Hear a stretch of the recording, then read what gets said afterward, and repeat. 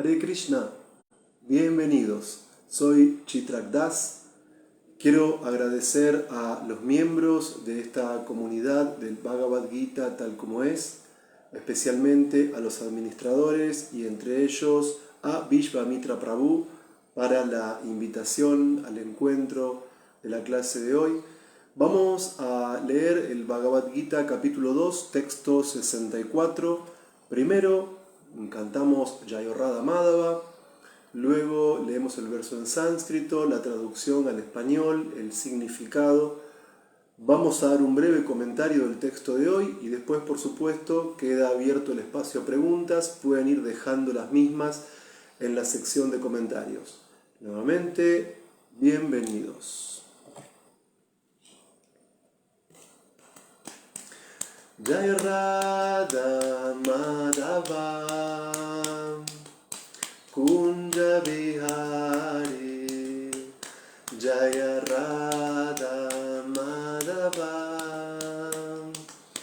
Kunja Vihari Gopijana Vallabha Girivardhari Gopijana Vallabha Girivardhari Yashodanandana Vraja Janaranjana Yashodanandana Vraja Janaranjana Jamunatira Banachari Jamunatira Banachari Jaya Radha Madhava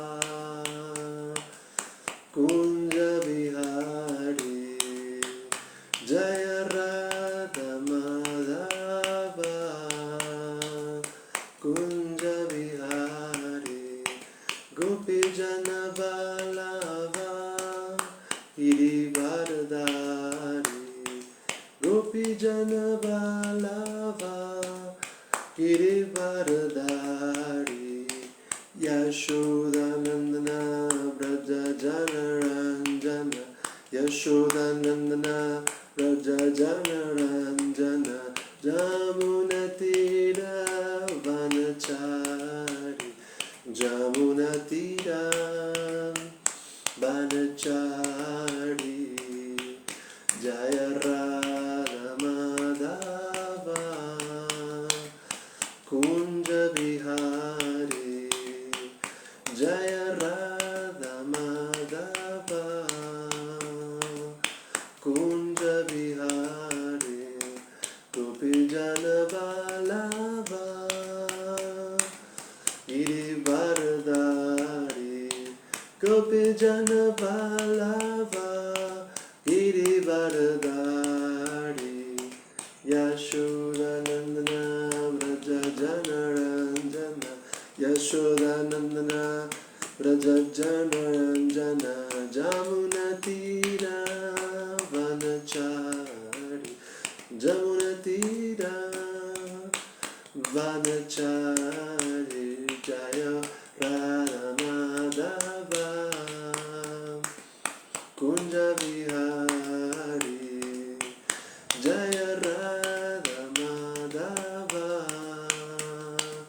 Kunja Vihari Jaya Radha Madhava Kunja Vihari Jaya Radha Madhava Kunja Vihari. Om Namo Bhagavate Vasudevaya. Om Namo Bhagavate Vasudevaya. Om Namo Bhagavate Vasudevaya. Raga Dvesha Ragadvesha Vimukta-istu Vishayam Indriya-ischaram Atma Vaishyar Videyatma Prasadam Adigachati. Traducción. Pero una persona que está libre de todo apego y aversión y que es capaz de controlar los sentidos por medio de los principios que regulan la libertad, puede conseguir toda la misericordia del Señor. Significado. Ya se ha explicado que uno puede controlar los sentidos externamente mediante algún proceso artificial, pero a menos que los sentidos se dediquen al servicio trascendental del Señor, hay muchas probabilidades de una caída, aunque la persona en estado de plena conciencia de Krishna puede que aparentemente se halle en el plano sensual. Por el hecho de estar consciente de Krishna, no tiene ningún apego a las actividades sensuales. La persona consciente de Krishna está interesada únicamente en satisfacer a Krishna y en nada más. Por consiguiente, es trascendental a todo apego y desapego. Si Krishna quiere, el devoto puede hacer cualquier cosa que de ordinario es desagradable. Y si Krishna no lo quiere, no haría aquello que normalmente haría para su propia satisfacción. Por lo tanto, actuar o no actuar está bajo su control, porque actuar únicamente bajo la dirección de Krishna. Este estado de conciencia es producto de la misericordia sin causa del Señor que el devoto puede recibir a pesar de estar apegado al plano sensual. Namo Vishnu Padaya Krishna Prestaya Bhutale Srimate Hanumat Prasak Swamin Iti Namine Vanchakalpatarubhyascha Kripa Sindhuvyaeva cha Patitanam Pavanebhyo Vaishnavebhyo Namo Namaha. El texto de hoy está hablando de un aspecto fundamental en la vida humana, que es la práctica de la espiritualidad. En el terreno de la vida espiritual nos encontramos con diversos tipos de practicantes que en función de su conciencia y en función de su avance, de alguna manera llevan a cabo diferentes procesos de vida espiritual. Cuando hablo de vida espiritual, no estoy haciendo referencia únicamente al proceso que seguimos en ISKCON, sino básicamente en todos los tipos de procesos que se pueden llevar adelante dentro y fuera de dicha institución. Cuando hablamos de diversos tipos de practicantes, hay muchas categorías de las que podemos hacer referencia. No son tal vez las categorías a las que estamos acostumbrados yástricamente, sino que desde el sentido común podemos decir que hay practicantes de vida espiritual que son de tipo sentimentales. La persona sentimental está muy controlada por su mente. La persona sentimental lleva a cabo una vida espiritual no muy sistemática, porque la persona sentimental lleva a cabo un proceso de vida espiritual cuando lo desea, y cuando no lo desea deja de lado su práctica de avance espiritual. O sea, la persona sentimental se caracteriza por que tiene altos y bajos en la vida espiritual, y la persona sentimental se caracteriza porque su mente de alguna manera por momentos está activa para que sus sentidos se ocupen en vida espiritual, y por momentos la mente, que es inestable en ese plano y que es muy dispersa, hace que el practicante abandone temporalmente su vida espiritual. Hay algunos practicantes de vida espiritual sentimentales que dicen: yo practico mi vida espiritual solamente cuando lo siento. Y parece que ese sentir, que es una función de la mente, es el criterio que ordena sus prácticas espirituales, y por eso esas prácticas espirituales son irregulares, son inconstantes, porque uno mentalmente no siente ni experimenta siempre lo mismo. Y eso hace que la vida espiritual en la persona sentimental no tenga continuidad. O sea, la persona sentimental es muy inestable. Puede ser que un día se levanta con una conciencia semi-espiritual y decide seguir algún principio. Puede ser que en otro momento su mente la lleve hacia otro camino que nada tenga que ver con la vida espiritual. Y por lo tanto no hay constancia. no hay de alguna manera una vida espiritual sistemáticamente organizada. Desde el sentido común, si dejamos de lado esta categoría del practicante de vida espiritual sentimental, podemos hablar de otro tipo de practicante espiritual que sería la persona regulada, la persona que más que guiada por su mente, por momentos encuentra en su inteligencia criterios claros para su avance espiritual.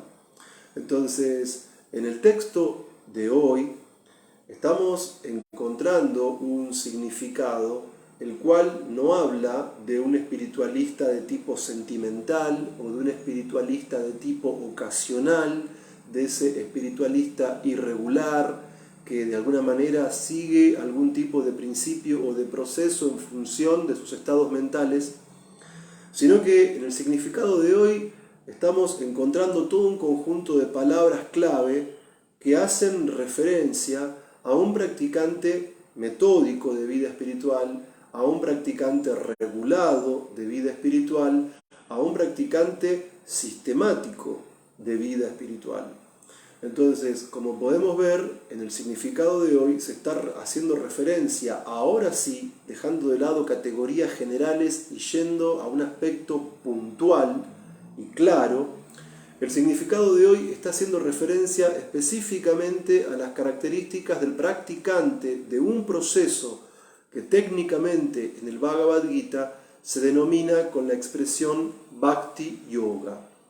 El Bhakti Yoga es un proceso de avance espiritual directamente recomendado en diferentes capítulos del Bhagavad Gita a lo largo de distintos shlokas.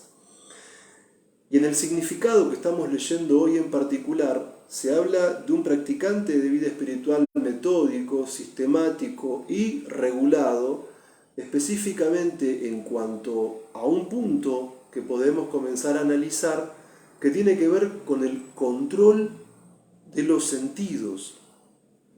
O sea, la vida espiritual real, la vida espiritual progresiva, no puede ser un proceso meramente mental, meramente emocional, disperso, aislado y no sostenido en el tiempo, sino que la vida espiritual real, la vida espiritual de calidad, la vida espiritual de tipo progresiva, es un proceso que, hablando de la senda del Bhakti Yoga, necesariamente, por lo que leemos en el significado de hoy, requiere del control de los sentidos.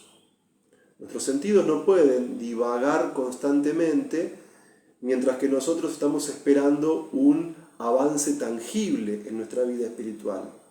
Los sentidos requieren de ciertas reglas, los sentidos requieren de ciertas regulaciones, los sentidos requieren de ciertas actividades específicas que conduzcan al usuario de este cuerpo hacia un avance espiritual real, dinámico, sostenido y sustantivo.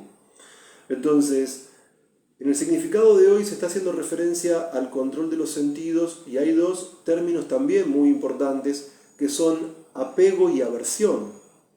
Es decir, la aversión tiene que ver con aquello que evitamos, con aquello que rechazamos, con aquello que no queremos hacer o con lo que no queremos establecer ningún tipo de contacto, mientras que el apego tiene que ver con aquello a lo que nos aferramos, aquello que intentamos de alguna manera sostener y no soltarlo.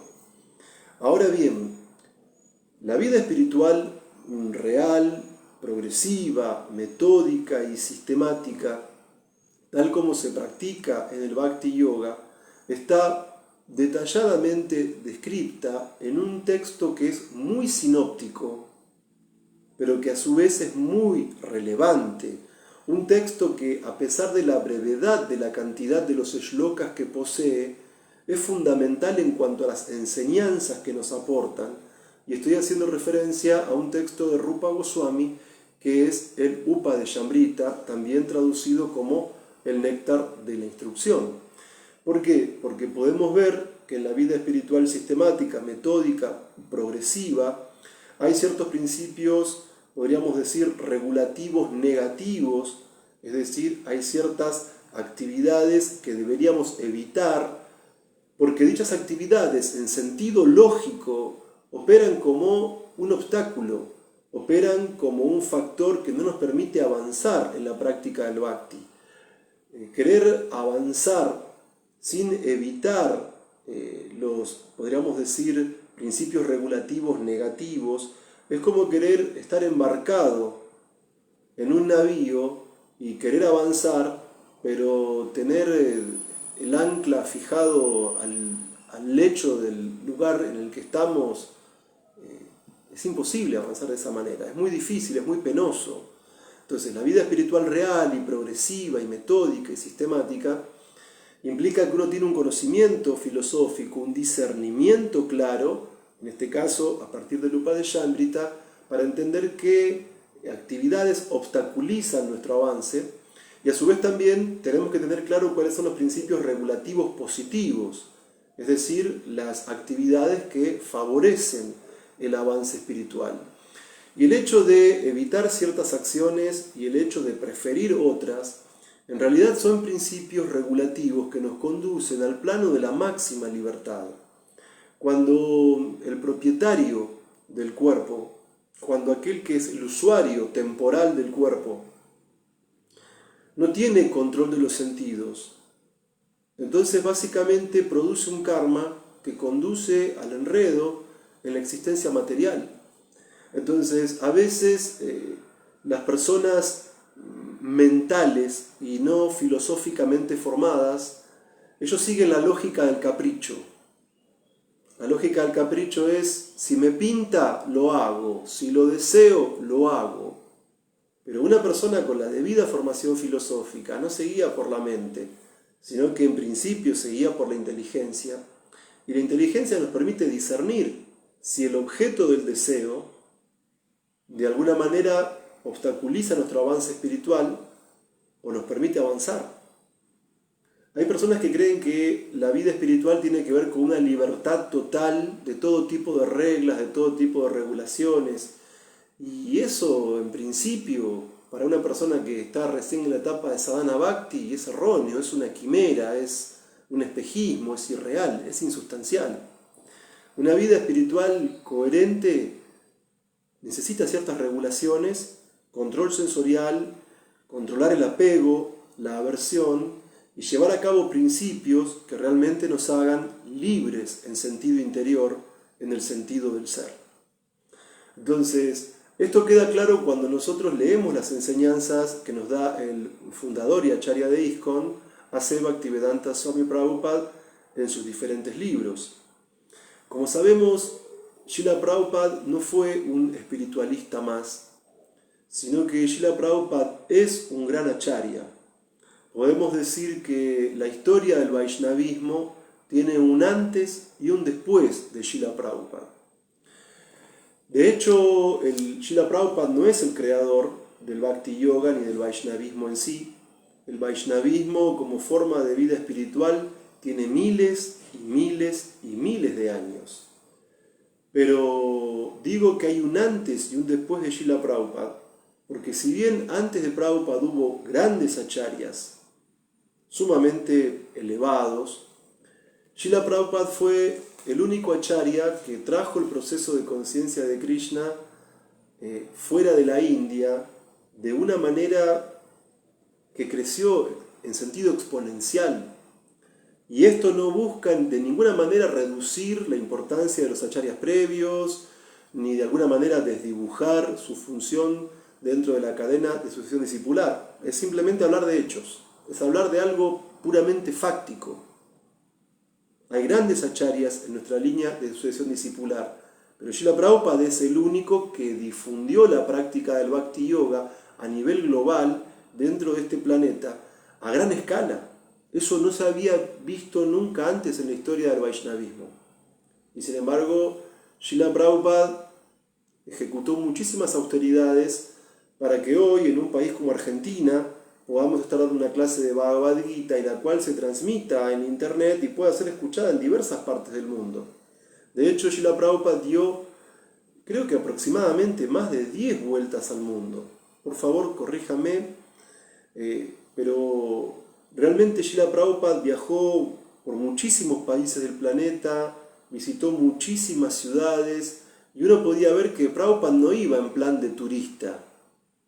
Prabhupada iba en plan de acharya. Srila Prabhupada iba sentando el ejemplo de lo que es una vida espiritual seria, profunda, regulada, presentando el servicio devocional o el bhakti yoga sin ningún tipo de adulteración, es decir, presentándonos el servicio devocional puro, estableciendo los fundamentos de los principios del bhakti yoga puro. Y en ese sentido, cuando Srila Prabhupada viajaba por los diferentes países del mundo, podíamos ver que junto a él se reunían muchas personas y él difundía el canto trascendental del Maha Mantra Hare Krishna.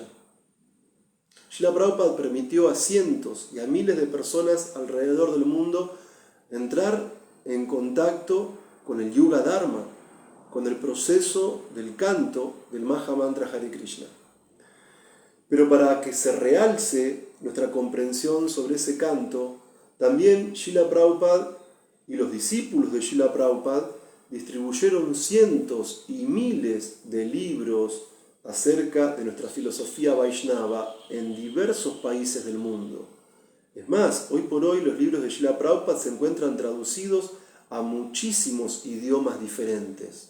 Porque Srila Prabhupada no solamente nos dio el proceso del canto del Maha Mantra, sino que nos dio el conocimiento filosófico para poder practicar ese canto de manera trascendental, comprendiendo realmente el significado del Maha Mantra, comprendiendo la identidad del Maha Mantra, comprendiendo la finalidad del canto de este Maha Mantra Hare Krishna. Pero a su vez también Srila Prabhupada, a medida que viajaba por diferentes países del mundo, en modalidad de acharya, representando la asociación discipular, él iba fundando en diferentes países del mundo templos, comunidades rurales, instituciones de tipo educativas. Y en ese sentido, Srila Prabhupada, cuando fundaba estos lugares, también establecía otro importante principio regulativo de la vida espiritual, además del canto del Maha Mantra Hare Krishna, además de la literatura trascendental como el Srimad Bhagavatam, que es el proceso de la adoración de la deidad. Es decir, cuando Srila Prabhupada iba estableciendo templos, él iba instalando junto a sus discípulos deidades para que podamos superar los conceptos erróneos del nihilismo y del impersonalismo, y para que podamos comprender que la suprema verdad absoluta es personal, para que podamos comprender que la suprema verdad absoluta tiene una forma eterna, plena en conocimiento y bienaventuranza. Entonces, es muy importante la instalación de las deidades que hizo Srila Prabhupada en diversos templos, porque en función del altar, en función de la adoración de la deidad, se desarrollan sistemáticamente en diversos horarios del día distintos tipos de servicio dentro de las comunidades que cuentan con templos. Pero además de esto, Srila Prabhupada también nos dio el principio de aprender a peregrinar por los lugares sagrados donde Krishna, la suprema personalidad de Dios, llevó a cabo sus pasatiempos. Es frecuente que a veces había muchos discípulos que acompañaban a Srila Prabhupada a India, y podemos ver videos de Prabhupada dando sus caminatas matutinas en diferentes lugares, Prabhupada visitando lugares sagrados, bañándose en el río Ganges. Es decir, Srila Prabhupada nos dio un panorama completo del conjunto de principios regulativos positivos para que de manera metódica, de manera sustantiva y progresiva podamos avanzar en la vida espiritual.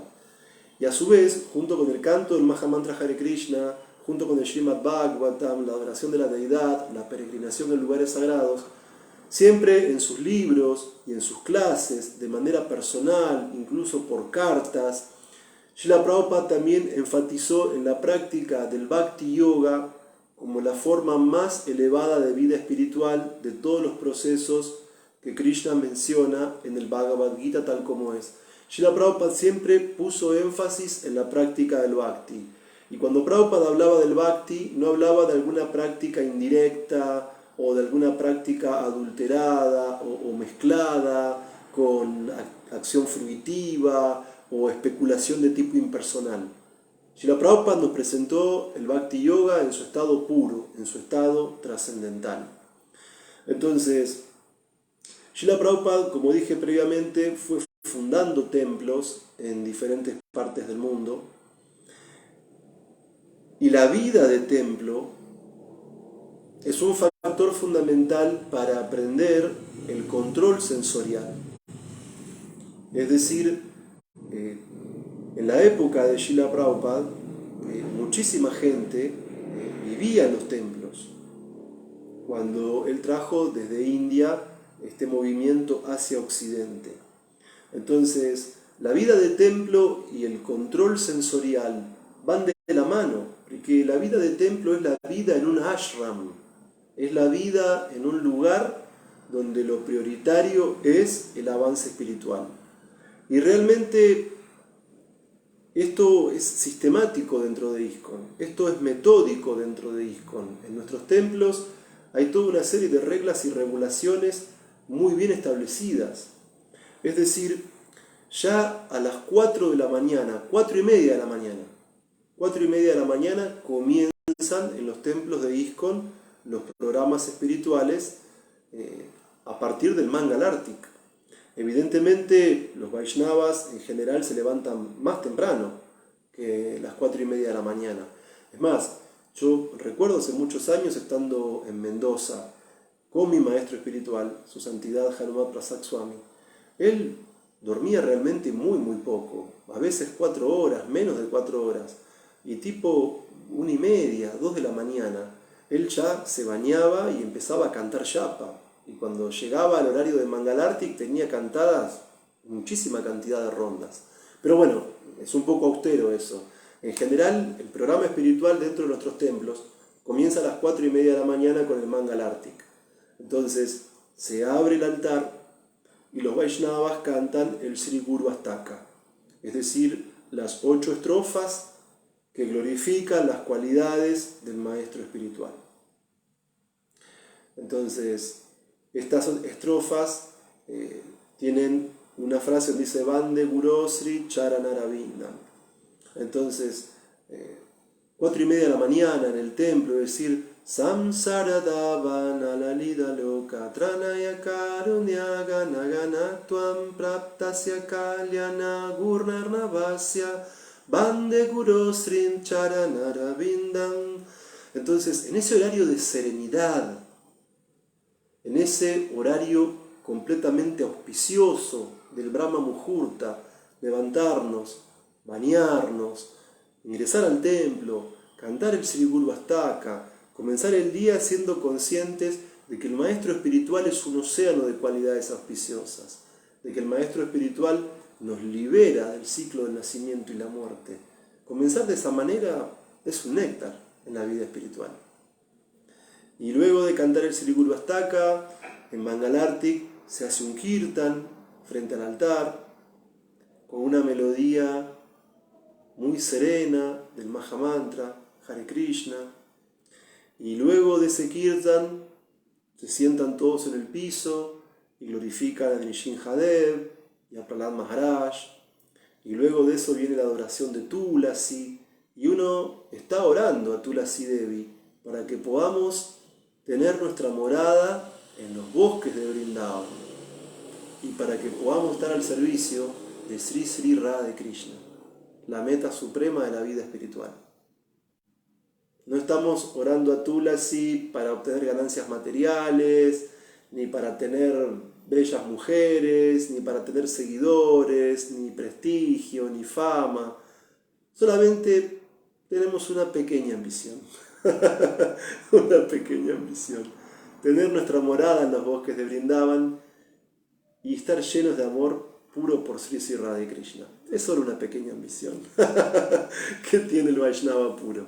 El Vaishnava puro no quiere opulencias materiales, no quiere elevación a planetas celestiales, no quiere poderes místicos, no quiere liberación impersonal. Solamente tener una morada en los bosques de Vrindavan y entregarle todo nuestro amor a Sri Sri Radha Krishna, junto con las gopas, junto con las gopis. Entonces, esa es la gran ambición, el gran deseo de un Vaishnava puro, estar absorto en el amor por Krishna. Digo una pequeña ambición irónicamente, porque en realidad es el tesoro más grande de todos. Entonces, luego de eso, el Sri Guru Astaka, el Kirtan, oraciones a Sri Nishingadev, la adoración de Tulasi. En ese horario auspicioso del Brahma Muhurta, en nuestros templos, los Vaishnavas toman sus cuentas y cantan japa, el canto del Mahamantra Hare Krishna, de manera personal.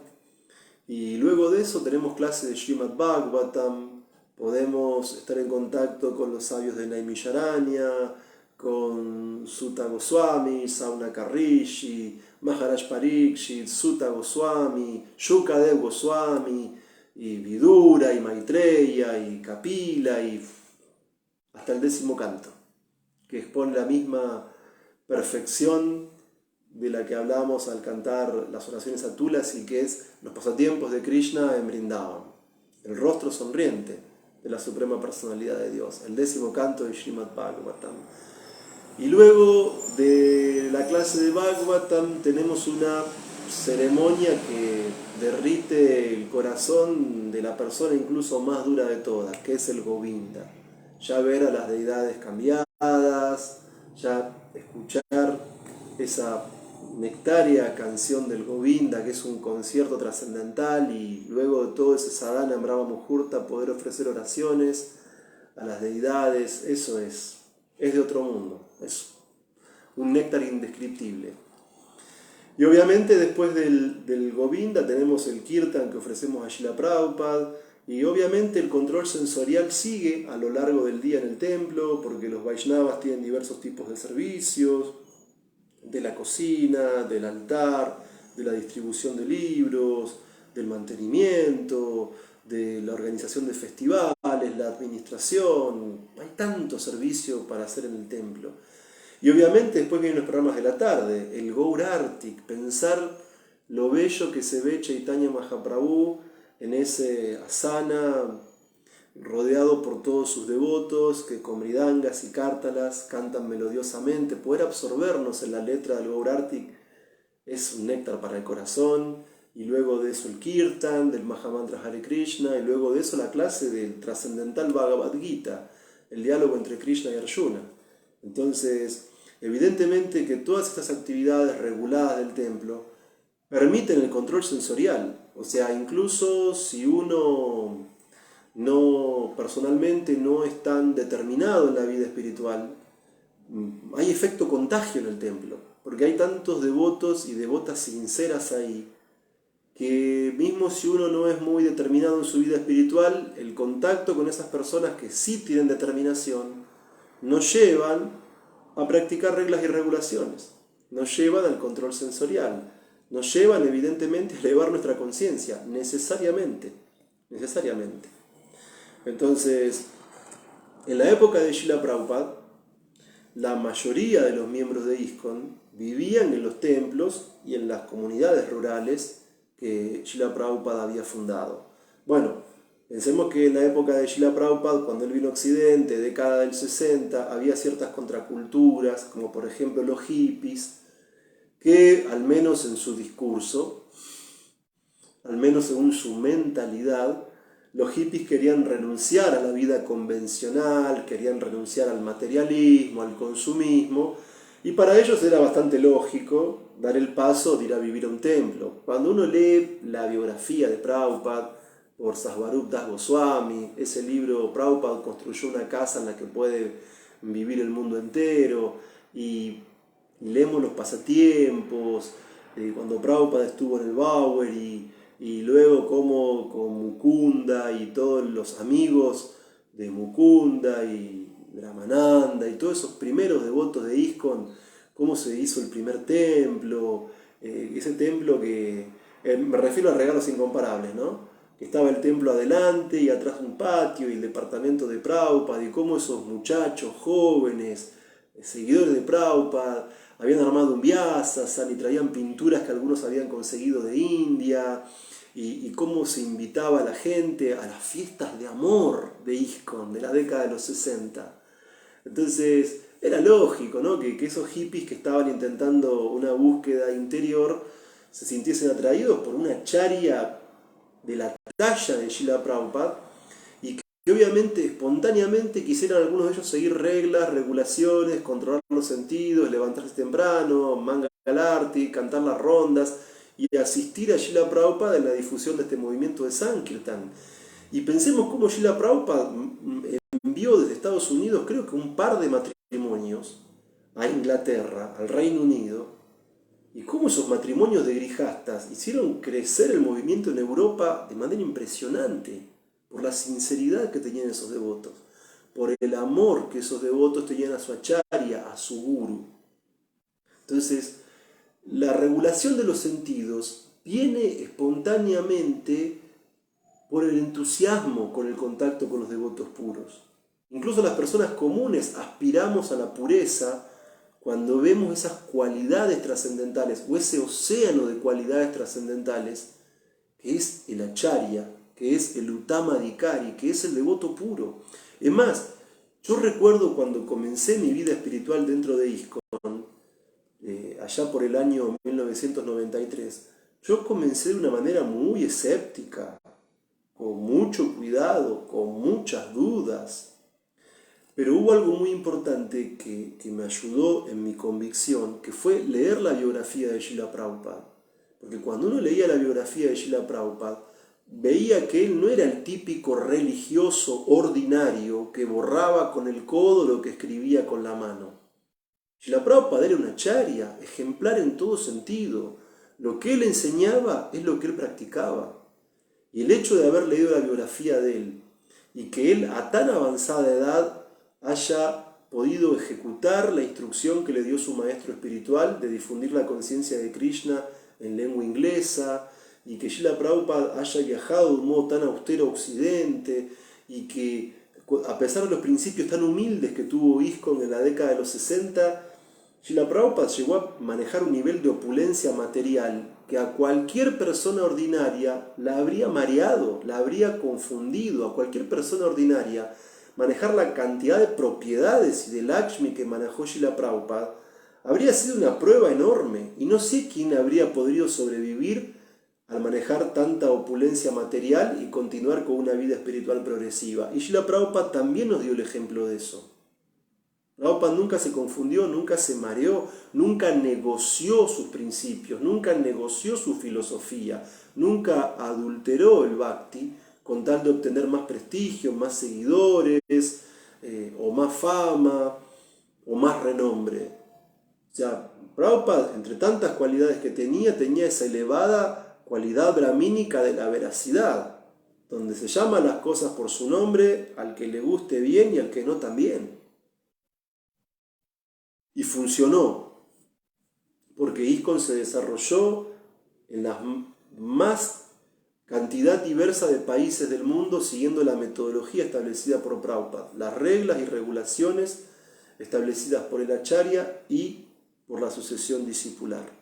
Y algo que a mí me dio mucha convicción, a pesar de todo mi escepticismo, cuando comencé a descubrir qué era ISKCON, es que Srila Prabhupada dejó el cuerpo de manera ejemplar. Él en ningún momento dijo, bueno, yo llevé el Mahamantra Hare Krishna a tantas ciudades, yo traduje todo el Bhagavatam para ustedes, yo ya instalé las deidades, les enseñé a peregrinar por lugares sagrados de India, les hablé de la importancia del Bhakti Yoga, bueno, ahora me toca jubilarme, me voy a una isla paradisíaca y me dedico a disfrutar mis últimos años de vida. No.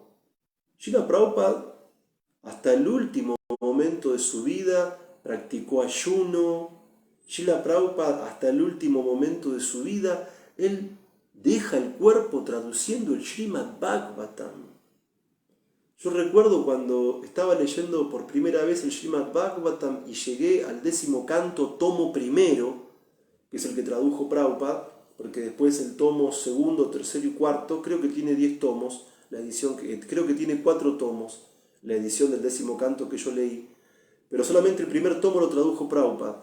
Y creo que Prabhupada, corríjame, terminó de traducir en el Brahma Vimohana Lila, en el pasatiempo de la confusión de Brahma. Cuando Brahma roba a Krishna, a los niños y los terneros, y Krishna por un año entero en Vrindavan se expanden los niños y terneros.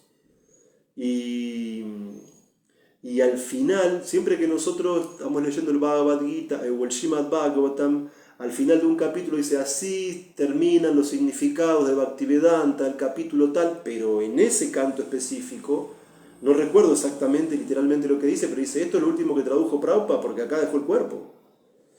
Y realmente fue fuerte leer eso.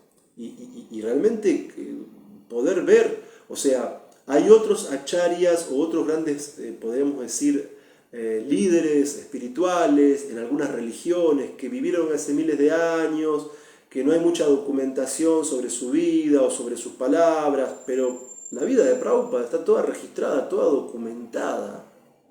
O sea, hasta el más escéptico puede ver exactamente qué hizo Srila Prabhupada y la manera en la que él distribuyó el Vaishnavismo en el mundo entero. Entonces, claro, con una acharya como Prabhupada había mucha potencia en ISKCON. La gente naturalmente dejaba la casa, el trabajo, iba a vivir a los templos y querían ayudar a Srila Prabhupada a difundir este movimiento de Sankirtan. Entonces, y obviamente como dije anteriormente, en la época de los hippies, década del 60, esa renunciación a la supuesta vida material y la entrega a la vida en el ashram, bueno, para muchos era un paso prácticamente lógico. Entonces, todos los programas que se desarrollan en el templo permiten de manera natural controlar los sentidos, no es una cuestión de represión artificial. O sea, nuestro sentido del olfato se regula cuando olemos las flores ofrecidas a la deidad, cuando olemos el incienso ofrecido a la deidad. El sentido de la vista se regula cuando vemos la deidad. El sentido del gusto de la lengua se regula cuando cantamos el Mahamantra Hare Krishna. El sentido del oído se regula cuando escuchamos la clase de Bhagavatam, de Bhagavad Gita. El sentido del tacto se regula cuando tocamos nuestras cuentas de Tulasi para meditar en el Mahamantra, cuando tocamos las cartas, las mridanga, armonio, en los programas del templo. Entonces, es natural la regulación sensorial en la práctica del bhakti dentro de la vida del templo. Es totalmente natural. O sea, los programas que se desarrollan en los templos de ISKCON naturalmente permiten elevar la conciencia. Y no solamente de manera natural, sino de manera extática, de manera bienaventurada. O sea, es un néctar levantarse a Mangalarti, ver las deidades, cantar las glorias de la Acharya. La yapa en Brahma Muhurta es fluida, se medita, hay absorción en el canto del Mahamantra en Brahma Muhurta. Escuchar la clase de Bhagavatam por la mañana ya permite establecer una plataforma filosófica de entendimiento con el cual vivimos el día entero en conexión constante con el absoluto. Entonces, es importante esas reglas y regulaciones en la vida espiritual metódica, sistemática y progresiva, tal como se practica en el templo. Y además, cuando uno participa de este tipo de actividades en la institución, hay mucho entusiasmo y todo fluye mejor. Nuestro sadhana en el canto de rondas, el estudio de la yastra, la ofrenda de prasadam, el servicio que uno hace. ¿Por qué? Porque hay un gusto superior ahí. No es un ajuste mental, no es un ajuste intelectual. Ahí hay un néctar. Ahí hay algo que es trascendental. Ahí hay algo que trasciende los sentidos, que trasciende la mente, que trasciende la inteligencia y que llega al ser. Nos despertamos del sueño de la ilusión. Tenemos un atisbo de la realidad. Y ese punto es innegable para todo aquel que tenga experiencia en la vida del ashram. Entonces, el punto también es que incluso acá en Argentina, en la década de los 90, a principios de los 90, que es cuando comencé a practicar este proceso de vida espiritual, incluso los devotos de templo eran iniciados mucho más rápido que aquellos que vivíamos afuera y que formábamos parte de la comunidad y que incluso a veces se los llamaba amigos de Krishna, como estableciendo una diferenciación entre los devotos de Krishna y los amigos de Krishna, lo cual no era una diferenciación de tipo horizontal, sino jerárquica y vertical. ¿Sí? Yo ya esa expresión hace años que no la escucho más. Ahora, el punto es que, si bien Srila Prabhupada viajó por el mundo difundiendo el canto del mantra Hare Krishna, traduciendo el Srimad Bhagavatam, fundando templos, instalando deidades, enseñándonos a hacer peregrinajes por lugares sagrados de India, enseñándonos la supremacía del Bhakti Yoga respecto de otros procesos de vida espiritual, en la actualidad la vida de templo no es viable para la mayoría de los miembros de nuestra comunidad. O sea, ahora es como que se invirtió de alguna manera la polaridad en comparación con lo que fue lo que se denominó sociológicamente en el siglo XX la explosión Hare Krishna. En la época de la explosión Hare Krishna, principalmente los Vaishnavas y las Vaishnavis hacían vida de ashram, hacían vida de templo. Bueno, ya a principios del siglo XXI, estamos dando esta clase en diciembre, 14 de diciembre del año 2022. A principios del siglo XXI, principalmente en Occidente, los practicantes de Bhakti Yoga de ISKCON no somos personas que mayoritariamente vivamos en los templos. Hoy por hoy en los templos viven una minoría. La mayoría vivimos en nuestros hogares. Entonces, es muy importante que los miembros de la comunidad, de una manera u otra, podamos participar de las actividades del templo.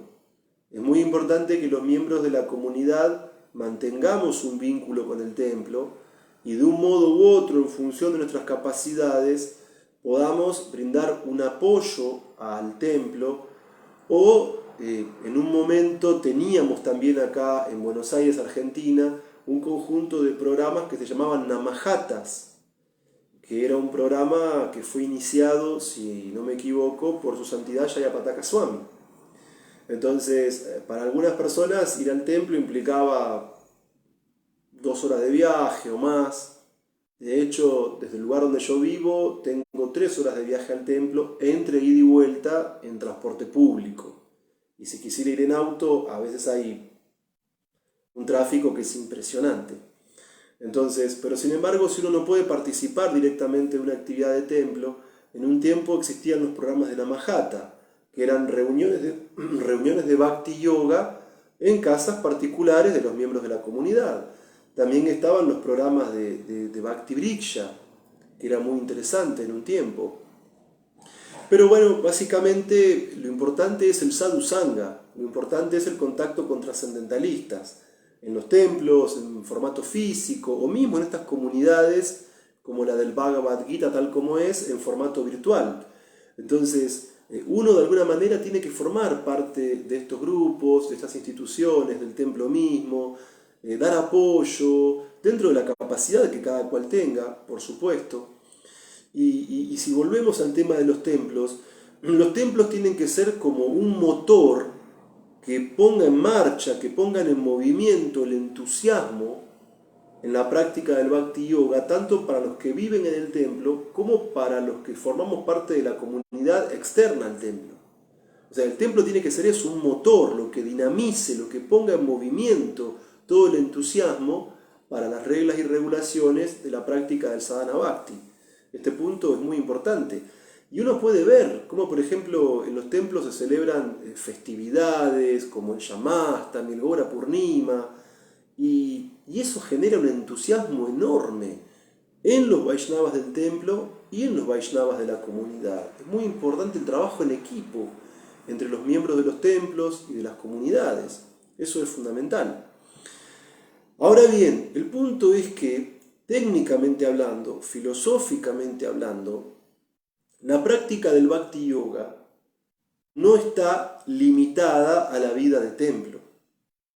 Es decir, el Bhakti Yoga puede practicarse en cualquier momento de la vida y en cualquier lugar del mundo. Por supuesto que el templo tiene que ser como ese factor que dinamice el proceso del Bhakti, donde uno obtiene entusiasmo, donde uno encuentra un Shakti, donde uno encuentra un néctar, en cantar, en bailar frente a la deidad, en poder aprender de las clases de Bhagavatam y de Bhagavad Gita. Pero de ninguna manera nuestra filosofía es que en el templo hay el monopolio de la vida espiritual, que Bhakti Yoga es templo o nada. No es así. Esa no es nuestra filosofía. Entonces, el punto es que el Bhakti Yoga es un proceso dinámico, es un proceso amplio y es un proceso que está abierto a todos, para aquel que vive en un templo como para aquel que vive en su propia casa. Entonces, lo importante es que vivamos donde vivamos, en un templo, en nuestro hogar, es que podamos regular nuestros sentidos, volviendo al tema central de la clase de hoy. O sea, lo importante no es dónde vivimos, sino lo importante es lo que hacemos y qué conciencia desarrollamos. Entonces, Srila Prabhupada mismo vivió en templos al final de su vida. Pero pensemos que Srila Prabhupada en la primera etapa de su vida, como niño, vivía en la casa de su padre y veía cómo su padre adoraba a la deidad, veía cómo su padre cantaba japa, veía cómo su padre por la tarde leía Srimad Bhagavatam después de cerrar su negocio de telas. Y naturalmente Prabhupada aprendió estas reglas y regulaciones en la vida familiar, no en un templo. Sí, por supuesto que Srila Prabhupada y su familia por la mañana iban a un templo cercano a su casa a tomar darshan de la deidad, pero Prabhupada no fue un brahmachari de templo.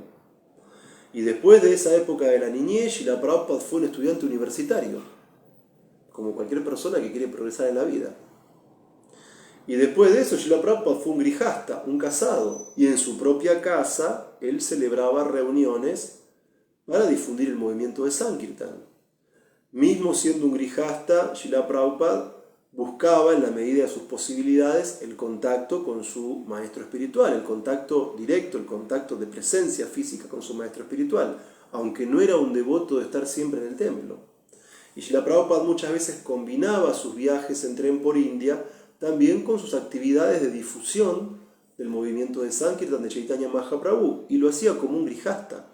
Entonces, en definitiva, para una persona seria, para una persona determinada, para una persona que tiene conocimiento filosófico, la vida espiritual progresiva dentro del proceso de Bhakti Yoga puede llevarse a cabo tanto dentro del templo como fuera del templo. Claro, el templo es un lugar muy auspicioso, muy sagrado, un lugar específico para el cultivo de vida espiritual. Pero si uno es serio, si uno es determinado, si uno sabe cuál es la meta suprema de la vida humana, entonces uno activa los diferentes procesos que componen el Bhakti Yoga, esté donde esté. Es decir, un Vaishnava sincero puede vivir en cualquier lado y ser autodisciplinado. Porque un Vaishnava sincero tiene conocimiento filosófico y sabe cuál es la meta de la vida. Entonces, un Vaishnava sincero, viva en el templo o viva fuera del templo, porque la práctica del Bhakti Yoga no es exclusiva de la vida monástica, sino que es un proceso abierto a todos por igual, donde cada cual desde su propio guna, desde su propio karma y en su propio lugar, puede oír, cantar, recordar, adorar, etc. Entonces, un Vaishnava sincero, viviendo en su propio hogar, amolda su vida de manera tal que en diferentes horarios esté ocupado en distintos procesos del Bhakti Yoga y así eleva su conciencia. Entonces, un Vaishnava sincero prioriza el avance en la vida espiritual porque tiene discernimiento, porque distingue lo temporal de lo eterno. Entonces, ese discernimiento lleva a que estando en cualquier lugar uno pueda avanzar espiritualmente. Es decir, una persona inteligente en conciencia de Krishna regula el proceso de apego y aversión practicando los principios regulativos que nos conducen a la libertad.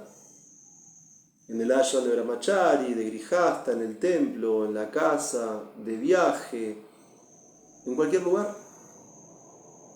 Entonces, cuando un Vaishnava vive en su casa y tiene una profesión y una familia, externamente, para la mirada que no está dotada de conocimiento filosófico, Ese Vaishnava puede parecer una persona común, puede parecer una persona ordinaria, porque tiene una familia, tiene un trabajo, tiene un auto, una casa, una mascota, paga impuestos.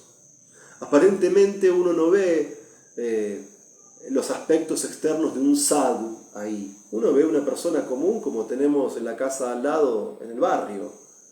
Pero el punto es que internamente un Vaishnava que es sincero, un Vaishnava que es filosófico, un Vaishnava que es regulado, un Vaishnava que en su hogar amolda su vida para que en distintos horarios del día pueda ocuparse en diferentes procesos del Bhakti Yoga, un Vaishnava de ese tipo internamente siempre está absorto en Krishna. Siempre. Y todo depende de la sinceridad, todo depende del sadhusanga, todo depende del cultivo de conocimiento, todo depende de la misericordia de Krishna y del maestro espiritual. Entonces, la regulación, el disciplinamiento sensorial es lo que conduce en parte al avance espiritual, y eso puede hacerse en su propia casa. La casa de un Vaishnava sincero se vuelve un ashram. Es también un lugar consagrado al avance espiritual, dentro del propio guna y karma de ese Vaishnava.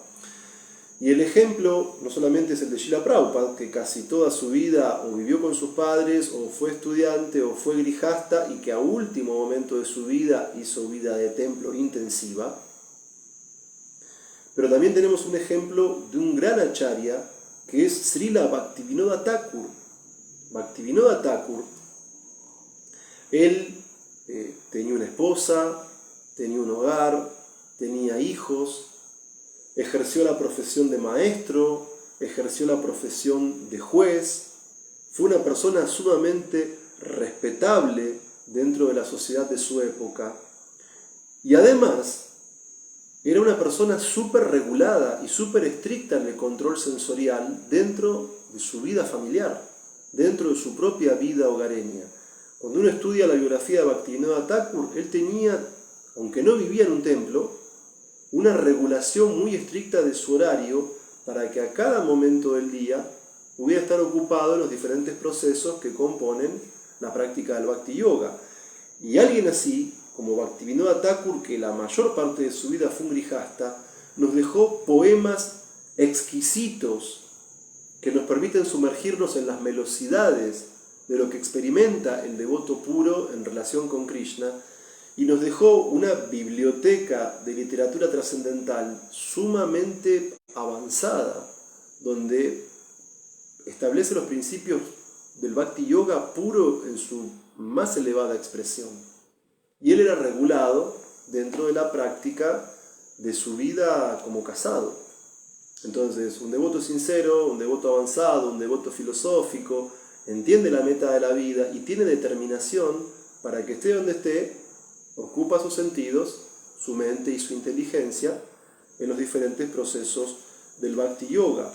Y otro ejemplo de un devoto que no hizo vida de templo, pero que fue ejemplar, y aclaro algo sobre Bhaktivinoda Thakur, él es uno de los más insignes miembros de nuestra línea de sucesión discipular. Pero en el Srimad Bhagavatam y en el Mahabharata tenemos el ejemplo de un gran Vaishnava, poco común, porque siendo Kshatriya fue Brahmachari, que es Bhishmadeva.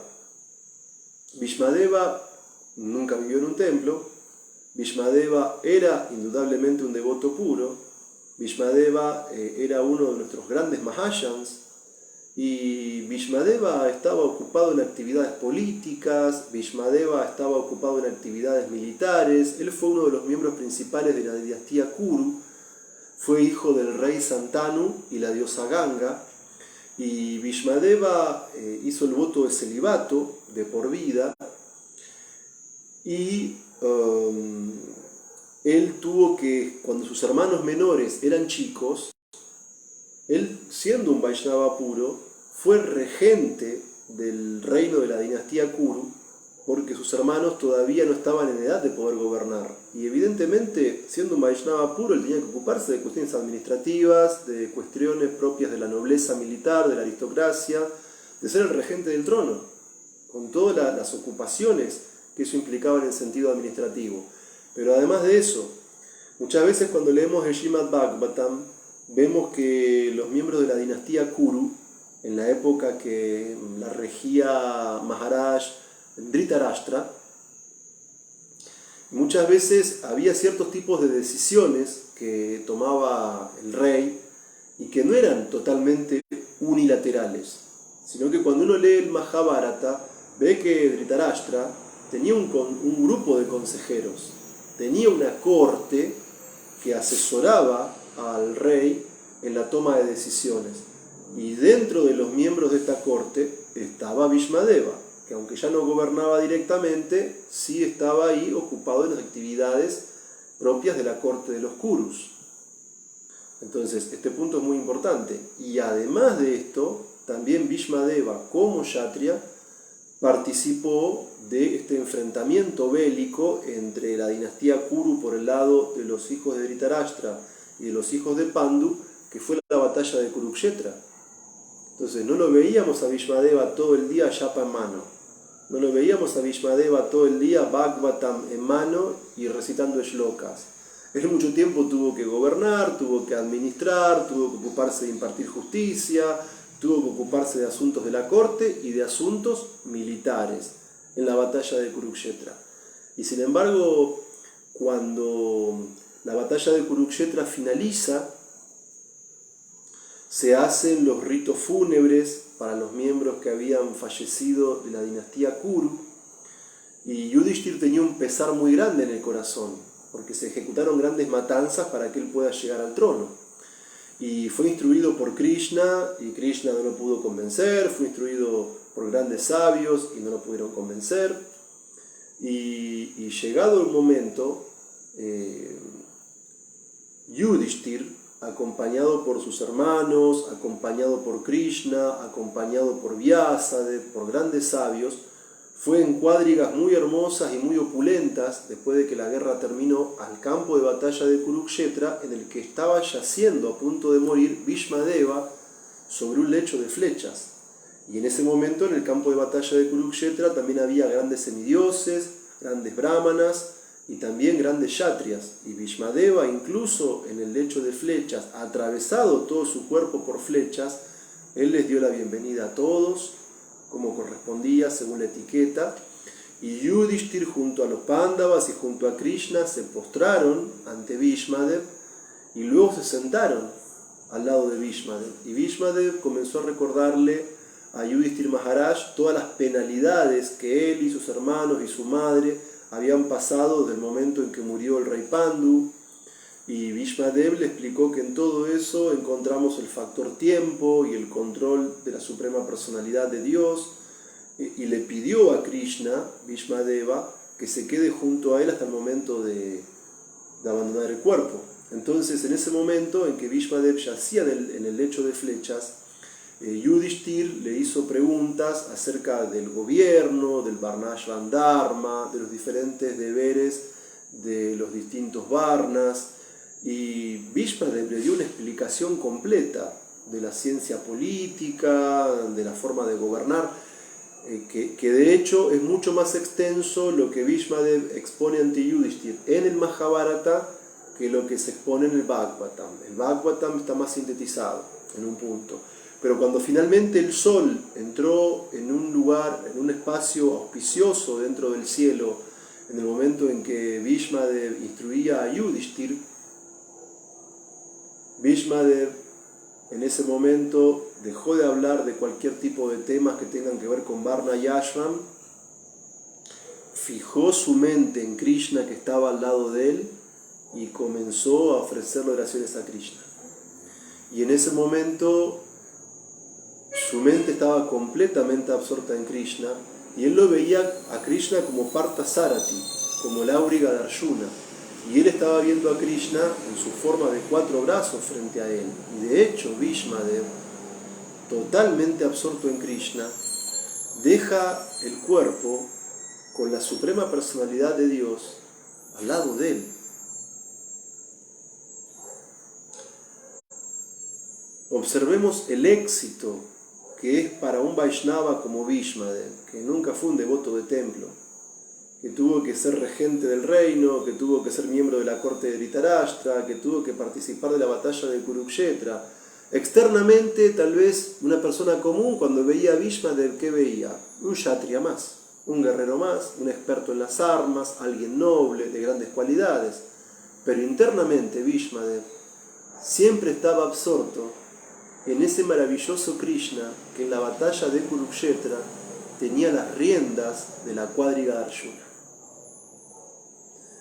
Y Bhishmadev, en lo profundo de su ser, él recordaba ese momento cuando combatía contra Arjuna y cuando algunas flechas caían en el cuerpo de Krishna e incluso trascendentalmente lastimaban el cuerpo del Señor. Y como ahí no hay nada de material en la relación entre el Vaishnava puro y Krishna, Srila Prabhupada en los significados de ese capítulo del Bhagavatam dice que a Krishna le causaba tanto placer el dolor trascendental, podríamos decir, que producían las flechas de Bhishmadev cuando herían su cuerpo.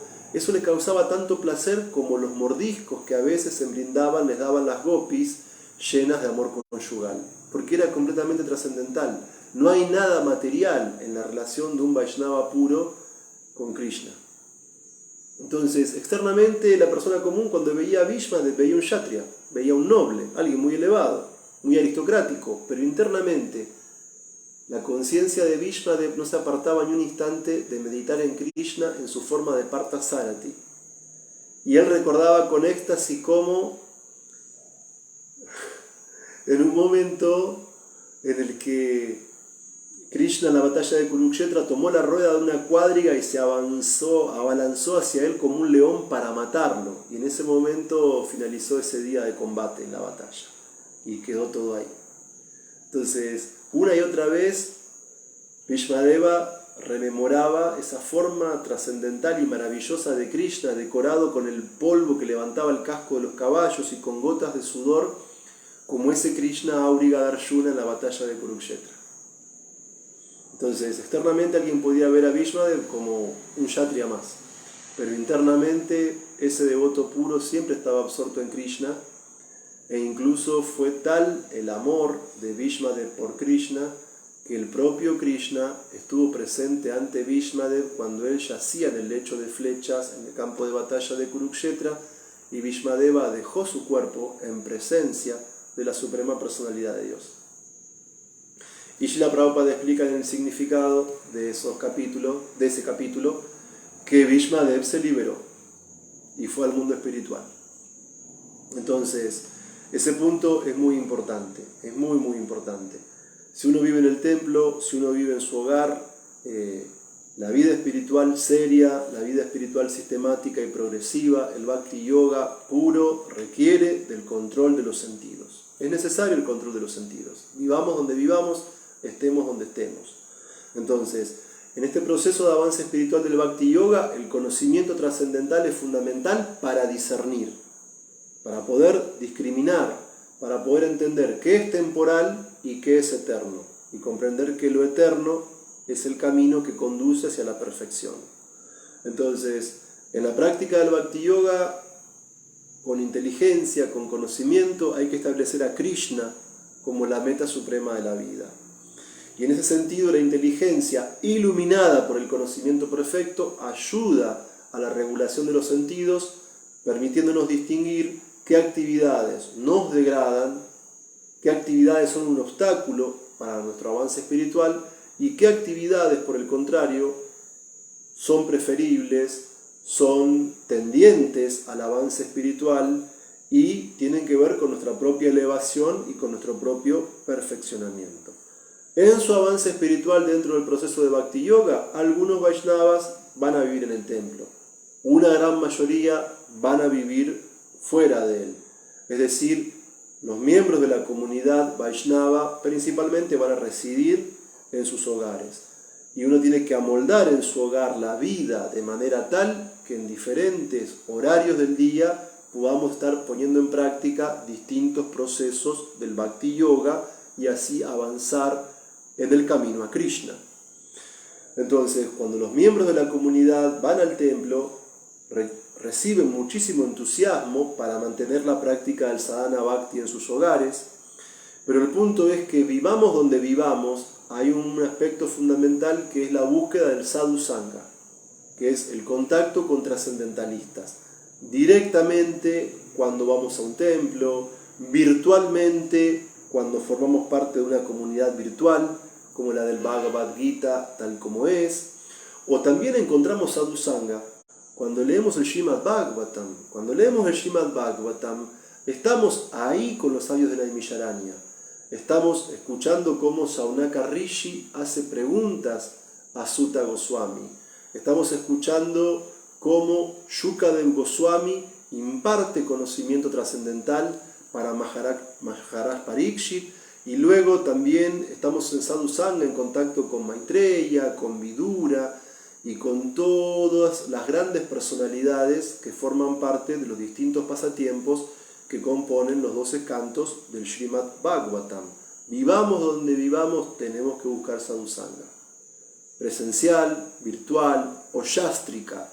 Pero el Sadhu Sangha es fundamental para una vida espiritual progresiva, porque a partir de ahí recibimos jnana, conocimiento, y el conocimiento nos da discernimiento filosófico, podemos distinguir qué nos degrada y qué nos eleva, y también podemos entender cuál es nuestra plataforma para practicar adecuadamente Bhakti Yoga.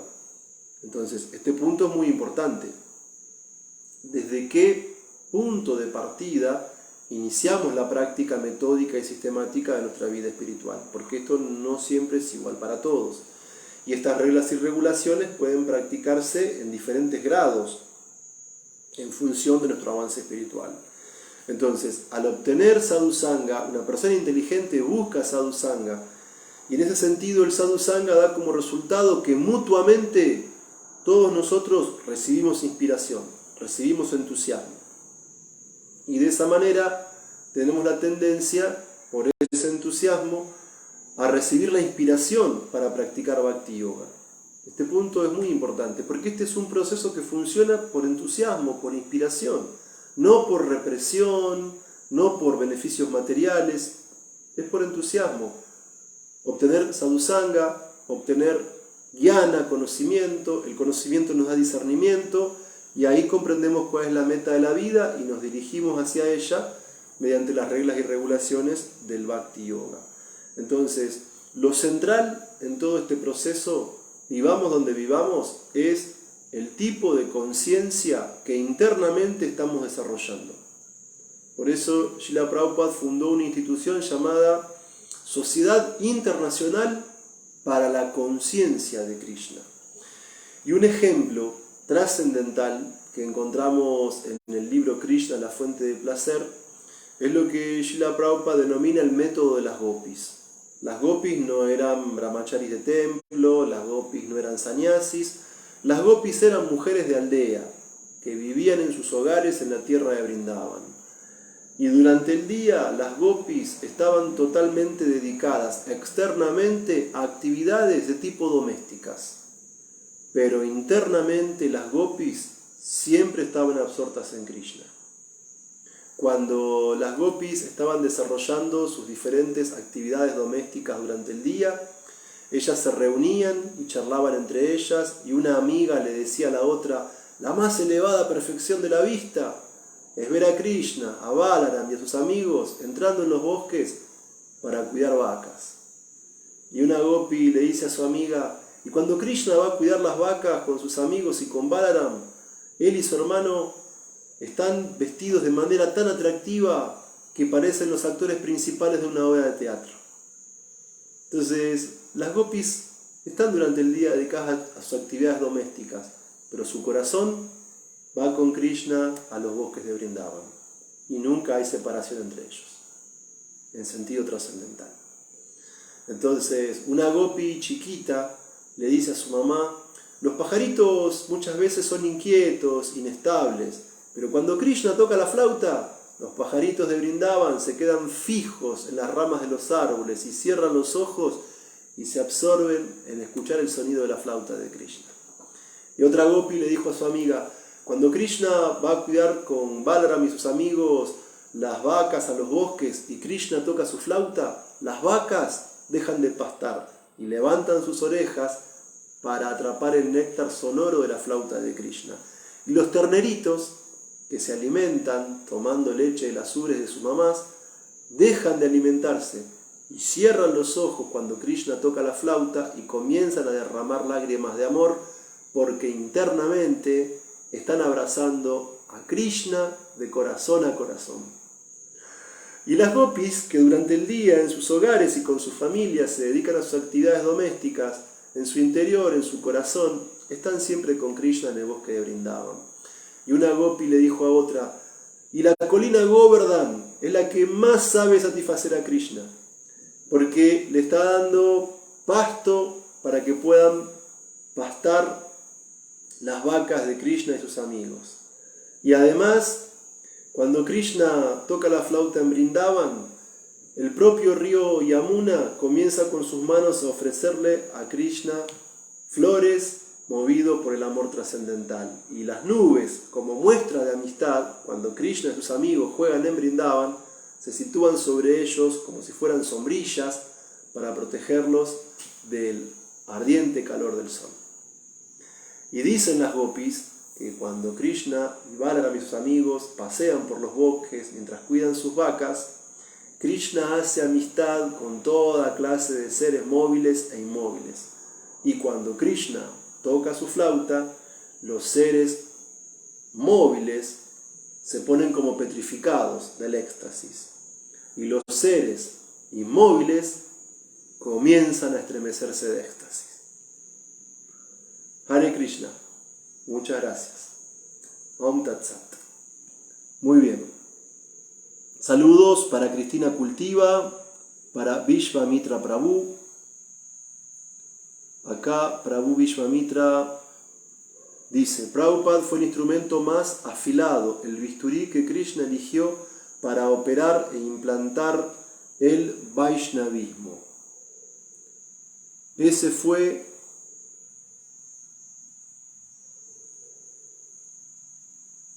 justo salió una notificación, no puedo ver lo que dice al final del comentario. Ese fue su mérito, mantenerse filoso para ser usado por Krishna. Sí, por supuesto, Srila Prabhupada, bueno, no hay palabras para describir a Srila Prabhupada. No hay palabras para describir a Srila Prabhupada. Saludos también para Walter Taschini. Disculpen, estoy revisando la sección de comentarios, no veo ninguna pregunta. Gracias, Cristina, por tu comentario. Gracias siempre por el entusiasmo que me dan, por la invitación de Vishvamitra Prabhu. Sí, por supuesto, Srila Prabhupada fue el discípulo de su maestro espiritual, Srila Bhaktisiddhanta, que de alguna manera tuvo a su cargo la ejecución del deseo de Chaitanya Mahaprabhu de que el movimiento de Sankirtan se expanda en cada ciudad del mundo, o como dicen las Shastras, en cada pueblo y aldea. Así que bueno, no veo ninguna pregunta ni ningún comentario más. Muchísimas gracias por la invitación a la clase de hoy. Hare Krishna, Om Tat Sat. Todas las glorias a Srila Prabhupada.